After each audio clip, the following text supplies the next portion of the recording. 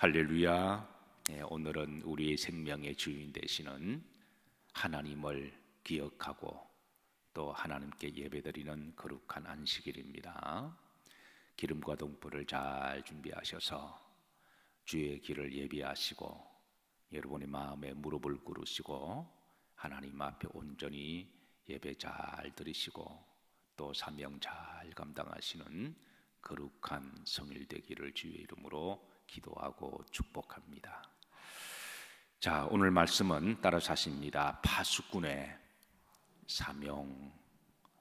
따라서 하십니다. 나에게 주시는 말씀입니다. 오늘 6절과 7절의 예루살렘이여 내가 너를 성벽 높은 곳 위에 세우고 파수꾼으로 세웠나니 하셨습니다.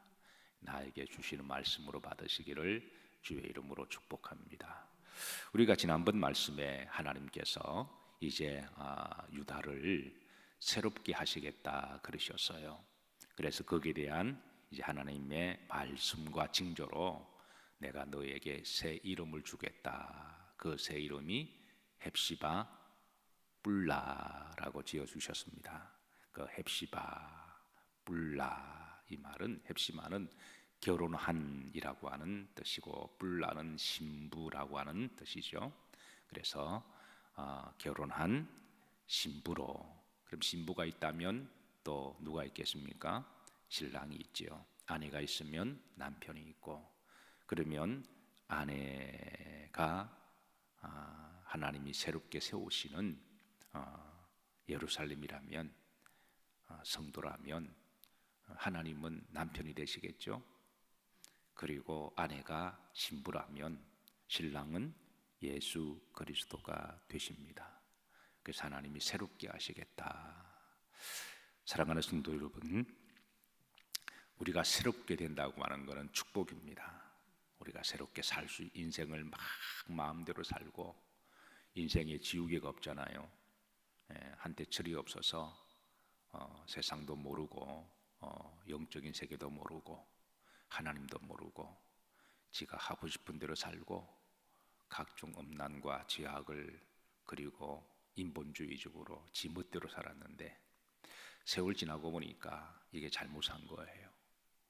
내가 일찍 하나님을 알았더라면, 내 생명의 주인 되신 분을 알았더라면, 천국과 지옥을 알았더라면, 언젠가는 내 전 인생을 놓고 심판하실 하나님을 알았더라면 내가 그렇게 마음대로 살지 않았을 텐데, 내가 그렇게 살지 않았을 텐데. 그런데 인생에는 지우개가 없어서 다시 돌아갈 수가 없잖아요. 그래서 어떤 분은 늦가기로 하나님께 돌아와서 하나님 앞에 기도하는 게 한 번만. 제가 전도사 때 그 이제 기도원에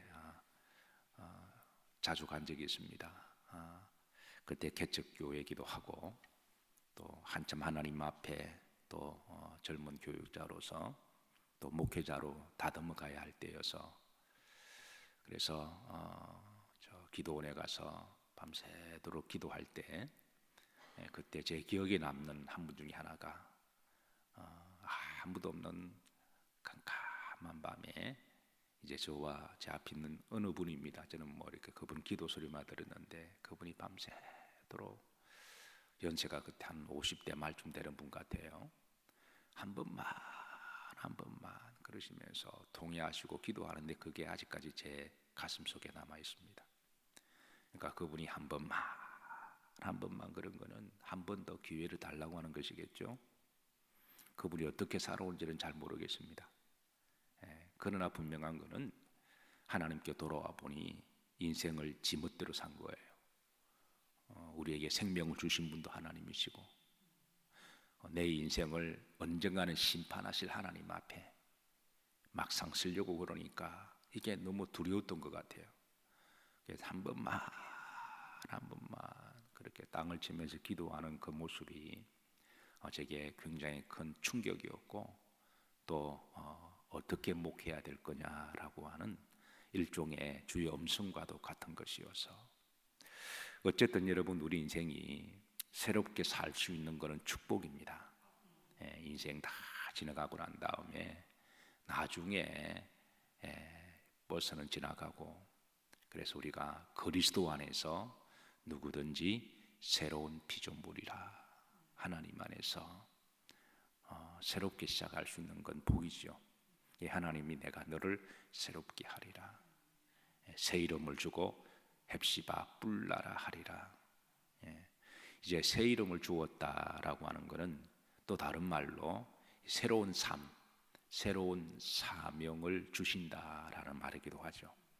그래서 우리가 새롭게 살아간다라고 할 때는 그는 옷만 받고 있는 것이 아니라 이제는 내가 새롭게 새로운 사명을 가지고 살아간다라고 하는 것이죠. 결혼한 신부가 옷만 받고 입었다고 해서 신부가 되는 게 아니라 화려한 결혼의 이제 웨딩 무대 위에 사람들에게 막 주목을 받고 박수를 받고 흰 옷 입었다, 면사포를 썼다고 해서 그게 다가 아니죠. 그거는 이제는 내가 한 신랑의 아내로서 옷을 또 하얀 옷을 입혀준 것은 이제는 거룩하게 살아가겠다는 거잖아요. 이제는 내가 사명 잘 감당하며 살아가겠다고 하는 그 새로운 모습에 대한 그 디데이고 또 그런 결심이니까 그런 삶에 대해서 이제 사람들이 박수를 보내기도 하죠. 그래서 하나님께서는 이제 새 이름을 주고 이제 새 사명을 주셨는데 그 새 사명이 바로 오늘 파수꾼의 사명입니다. 6절 보십시다. 예루살렘이여 내가 너의 성벽 위에 뭐를 세우고 파수꾼을 세우고, 예루살렘이여 내가 너를 성벽 높은 곳 위에 파수꾼으로 세웠다 그러셨어요. 그러니까 파수꾼의 사명을 주신 겁니다. 따라서 하십니다. 나에게 주시는 말씀입니다. 자, 그러면서 이제 이 파수꾼의 사명을 그렇게 주셨는데요. 중반절을 보시면 그들을 하여금 주야로 계속 잠잠하지 않게 하였느니라. 이 파수꾼은 글자 그대로 깨어 있는 자, watcher라고 하는 사람이죠. watchman, watcher, 주야로 자지 않고 깨어 있는 자, 깨어 있는 자, 보는 자, 주야로 밤과 낮으로 성벽 높은 곳에서 그렇게 깨어 있는 자. 유대 땅은 낮에는 정말 살인적인 더위입니다. 옷을 그냥 다 홀라당 벗어도 춥지 않는, 그래도 더워서 얼굴이 새까맣게 타고 모래바람 맞아가면서 성벽 높은 곳에서 이렇게 와철하는 사람이죠. 또 밤에는 얼어 죽습니다. 밤에는 또 얼마나 추운지. 그래서 밤새도록 이제 보는 자, 이게 파수꾼의 사명이죠. 군에 있을 때에 미 29사단하고 팀 스프릿을 받은 적이 있습니다.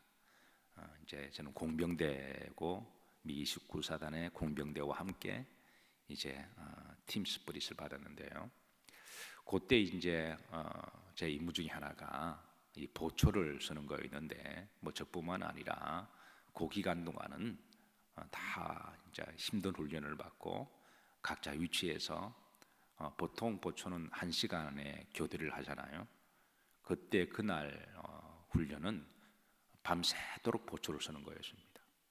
그래서 저도 밤새도록 보초를 썼는데, 제가 그날 밤부터 새벽까지 잊을 수가 없는 거는 너무 추워서, 강원도 산골이니까, 강원도 산골 화학산, 겨울이 제일 먼저 오는 우리나라의 그 산에서 보초를 쓰는데, 저는 그때처럼 새벽을 기다려 본 적은 없습니다.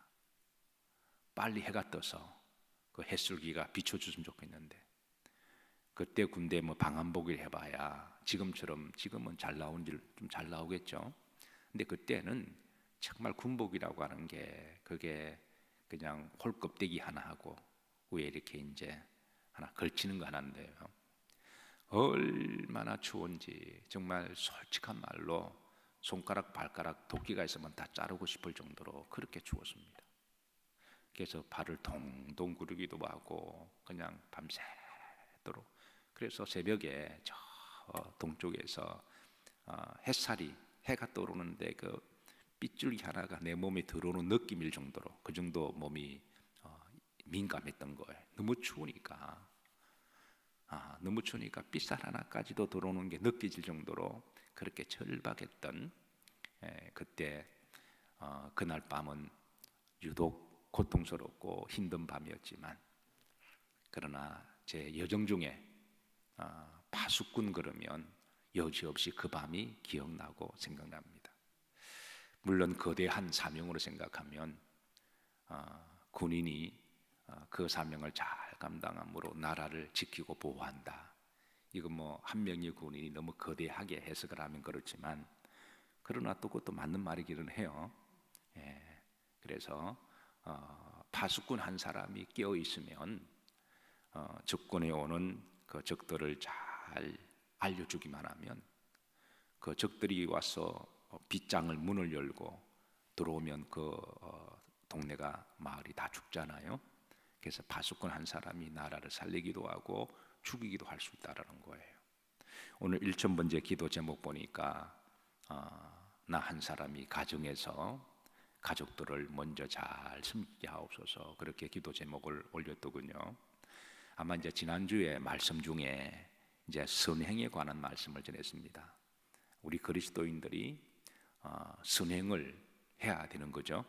근데 선행을 할 때에 우선순위로 누구에게 먼저 우리가 잘해줘야 할 거냐?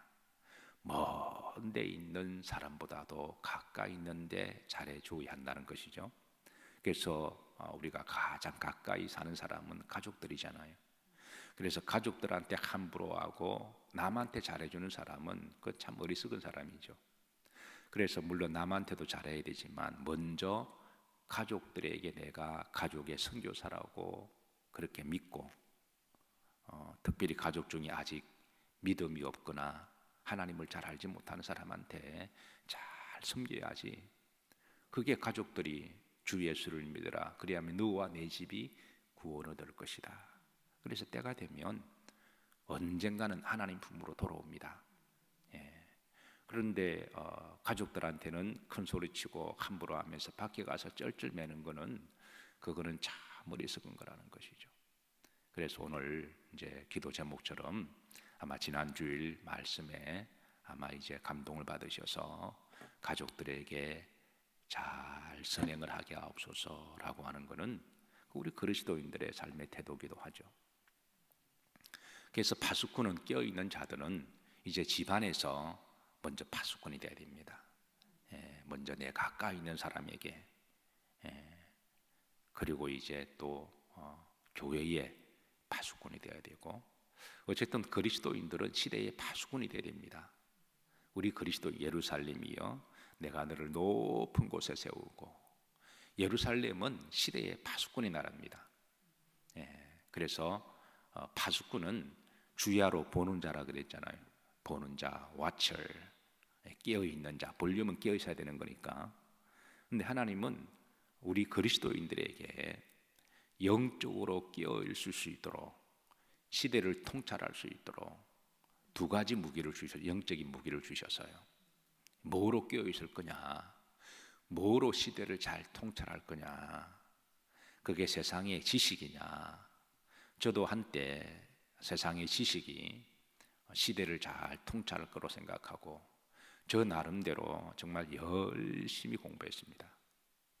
학교를 마치면 보통 4시가 되거든요.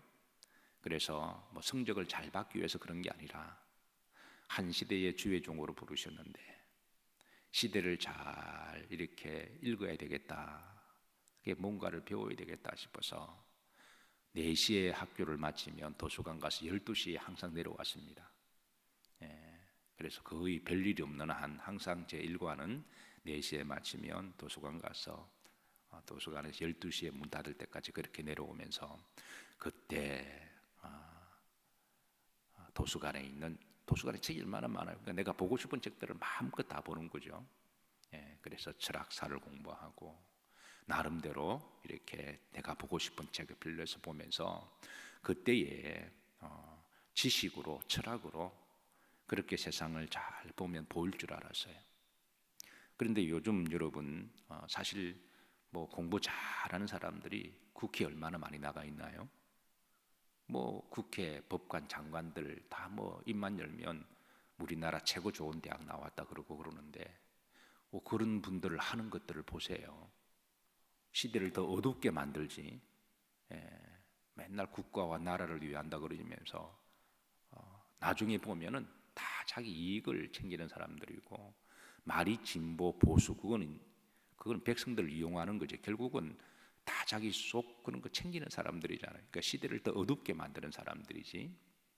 그렇다고 뭐 지식이나 학문이나 철학이 필요 없다라는 게 아니라 그것 가지고 영적으로 통찰을 못 한다라는 거예요.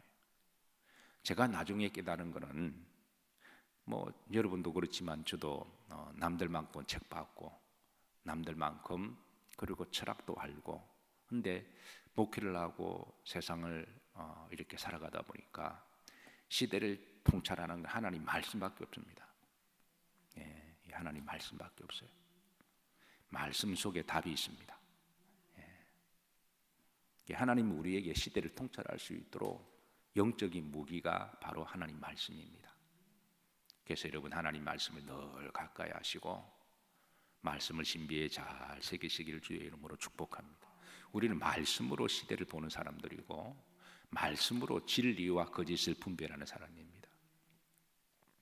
두 번째 영적인 무기가 하나님의 거룩한 성령입니다. 영은 하나님의 영이시니까 그래서 영적으로 늘 깨어있기를 성령과 말씀은 같이 가거든요. 그래서 서로 조명해 주시기도 하시고 그래서 하나님은 오늘 시대 그리스도인들에게 파수꾼의 사명을 주셨습니다. 그래서 오늘 6절에 보면 주야로 깨어있고 잠잠하지 말지어다. 그래서 우리 그리스도인들은 시대의 파수꾼임을 기억해야 됩니다. 나 한 사람이 무슨 교회를 지키겠느냐, 나 한 사람이 무슨 나라를 구하겠느냐. 마치 제가 보초 쓸 때 나 한 사람이 보초 쓴다고 무슨 나라를 구하겠느냐. 여러분 그렇게 생각하지 마시고 때로는 한 사람이 나라를 구할 수도 있고 한 사람의 깨어있는 성도가 그 가정을 구하기도 하고 가정을 세우기도 합니다. 우리가 가정을 보통 보면요 한 사람이 가정을 세워요. 한 사람이 그 가정의 정신 똑바로 차리면 그게 아들이든 딸이든 며느리든 사위든 간에 한 사람이 제대로 딱 쓰면 그 가정은 빌답이 됩니다. 그래서 교회도 그렇습니다. 한 사람이 깨어있고 마지막 시대 끝까지 남은 자의 기도의 자리, 예배의 자리. 지금 특별히 요즘 또 코로나 때문에 또 어려운 시기잖아요. 영계가 혼란한 시대에 그래도 기름과 등불을 우리에게 주셨으니까 그거를 가지고 끝까지 깨어 있으면 하나님 그 한 사람의 자리에 불이 나게 하고 불씨가 살아나게 하고 하나님이 역사를 하시는 하나님이시죠. 예레미야 5장에 보면 하나님이 예레미야에게 말하기를 너는 예루살렘 성을 돌아다니라. 한 사람이도 있으면 내가 그 죄를 면하게 해주리라. 결국 우리를 살리고 심판하는 분은 하나님이시니까 그래서 한 사람이라도 있으면 하나님은 그 가정을 살리시고 그 교회를 지키시고 보호하신다라는 거예요. 우리 그리스도인은 이 시대의 파수꾼들입니다. 저는 가끔 목회자가 이런 좀 화가 있으면 안 되는데 가끔 그런 좀 속에 이렇게 좀 화가 일어날 때가 있어요. 한때 뭐 다는 아니지만 일부 정부에서 정치인들이 교회를 얼마나 오도를 하고 핍박을 했습니까? 지금은 조금 나아졌어요. 지금은 안 그래서 참 감사한데 한때 교회가 마치 이 코로나 바이러스의 발원지인 것처럼 교회 갔다 오는 사람들이 바이러스를 전염하는 좀비들인 것처럼 직장에서 왕따를 시키는 분위기를 몰아가고, 어떤 분이 목사님, 교회 가면 직장에 못 오게 해요. 직장의 상사들이 오너들이 너 교회 갔다 왔냐 묻는다는 거예요. 그 말을 들으면 너무 가슴이 아프고 화가 나는 거예요. 물론 교인들이 교회가 100% 완전하지는 않습니다. 다 부족하죠. 부족하지만 그래도 거룩하게 살려고 노력하는 사람들이고, 상식 이상의 상식을 지키며 살려고 애를 쓰는 사람들이고, 그래도 정직하게 살아가려고 애를 쓰는 사람들이잖아요. 물론 사람들이 많다 보니까 그 중에 좀 별종도 있고 아직까지 좀 뭔가 좀 부족한 있지만, 그 이단과 교회는 구분해야 되는 거고, 그런데 이단을 싸잡아서 교회처럼 그냥 의도적으로 방송하는, 그게 참 하나님이 살아계시고 또 역사를 심판하시니까 언젠가는 때가 되면 하나님이 다 드러나게 하시겠지만, 그러나 악을 악으로 대할 수가 없고 우리가 악을 선으로 대하고 기도하고 또 우리가 여전히 또 사명 감당해야 되잖아요. 근데 그렇게 교회를 핍박하고 오도하고 좀비처럼 비판하던 사람이 요 근래 보세요. 자기들은 얼마나 비리가 많아요. 얼마나 더럽고 추한 짓을 많이 해요. 어떻게 그런 사람들이 그 거룩한 공동체 교회를 비판하고, 그리고 신실하게 세금 잘 내잖아요. 다들 신실하게 정직하게 자기 삶의 자리에서 이웃에게 선대하고 구제하고 선행하고 선교하고, 그렇게 신실하게 살아가는 교인들을 좀비처럼 만드는, 그러니까 참 그거 생각하면, 아니 교인들이 어떤 사람인데 저들이 함부로 교인들을 그렇게 욕하냐는 거예요. 제가 목사기도 하니까 교인들을 잘 알잖아요. 또 교회를 잘 알잖아요. 제가 다 신실하게 살아가고 정직하게 살아가는 사람들인데, 누가 누구를 욕하고 누가 누구를 비판해요. 그렇다고 우리가 뭐 교만해서 이렇게 그런 거는 아니지만,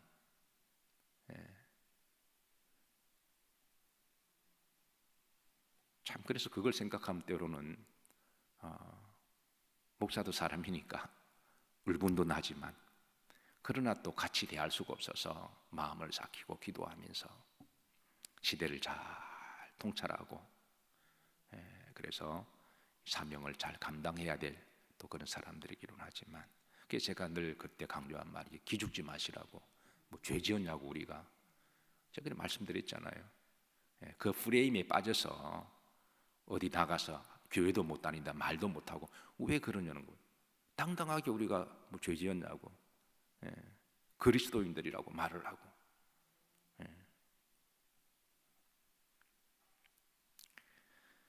어쨌든 파수꾼의 사명들 기억하시고 살아가시기를 주의 이름으로 축복합니다.